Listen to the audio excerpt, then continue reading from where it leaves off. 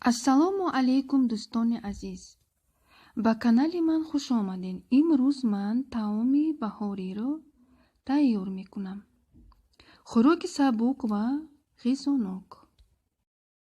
дар яхдон гулкарам доштам ва онро шушта, обашро резонда дар як зарф меандозам.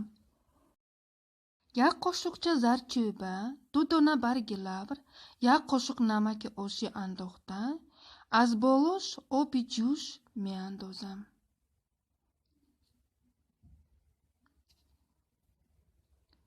баъд болояшро пӯшонда дар оташи миёна 10-15 дақиқа меҷӯшонам. товаро дар рӯи оташ мемонам. 200 грамм равған мерезам. як пиёзро реза карда меандозам. 10-15 дақиқа бирён мекунам.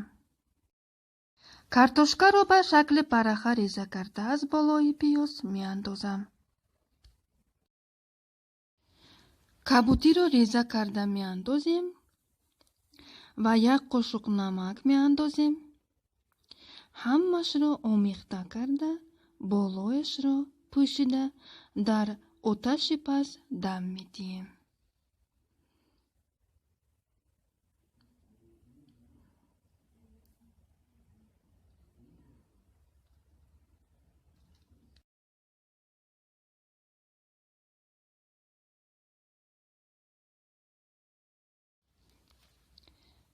ба товаи духовка равған молида масолиҳи нимтайёрро ба он меандозем.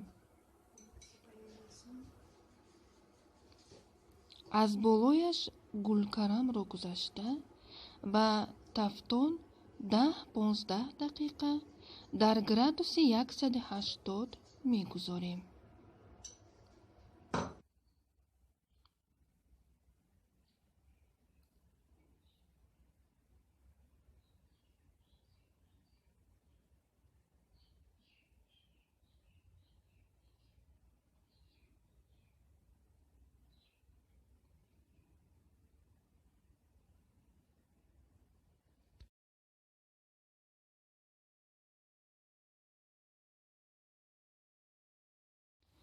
тухмро аз пеш шикастан, обгардон кардан лозим.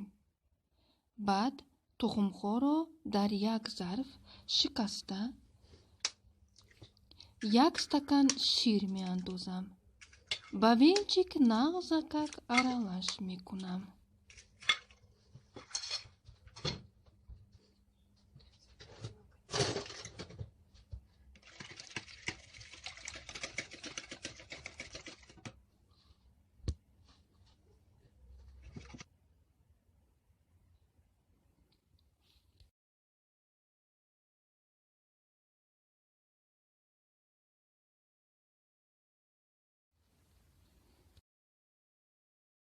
сони товаро аз тафтон гирифта ба тухм ва шири омехта шударо баробар мерезем.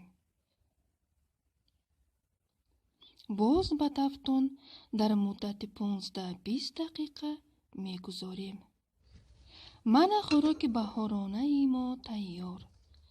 ба ҳамин тарз тайёр намоед, хушлаззат мешавад.